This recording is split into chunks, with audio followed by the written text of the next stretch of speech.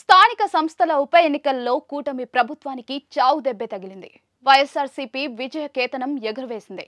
Red book రాజ్యాంగాన్ని YSRCP cadre ఎదురొడ్డి పోరాడింది. అక్రమ కేసులు, కిడ్నాప్లు, దాడులను ఎదుర్కొని వైఎస్ఆర్సీపీ గెలిచింది. రాష్ట్రంలో గురువారం జడ్పీలు, మండల పరిషత్లలో మొత్తం 53 పదవులకు ఉప ఎన్నికలు జరిగాయి.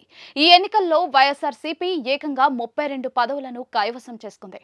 వాస్తవానికి ఆ 53 పదవులు కూడా గతంలో వైఎస్ఆర్సీపీవే. అయితే పలు కారణాల వల్ల ఖాళీ అవడంతో ఎన్నికలు అనివార్యమైంది. ఈ ఎన్నికల్లో సంఖ్యాబలం లేకపోయినా కూడా కూటమి ప్రభుత్వం బరిలోకి దిగింది. రెడ్ బుక్ అమలు చేసి గెలవటానికి అనేక కుట్రలు, కుతంత్రాలు కూడా చేసింది. అన్నిటినీ ఎదుర్కొని ధైర్యంగా వైఎస్ఆర్సీపీ కేడర్ నిలిచింది.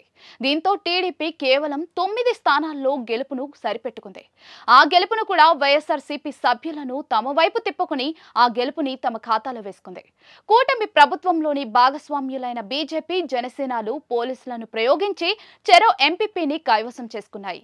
కోరం లేక 10 చోట్ల ఎన్నికలు వాయిదా పడింది. వైఎస్ఆర్సీపీ కేడర్ పోరాట స్ఫూర్తికి సర్వత్రా హర్షం వ్యక్తమవుతోంది. 10 నెలల్లోనే మోసకారి ప్రభుత్వంపై ఇది తిరుగుబాటుగా ప్రజల్లో చర్చ కొనసాగుతూ ఉంది.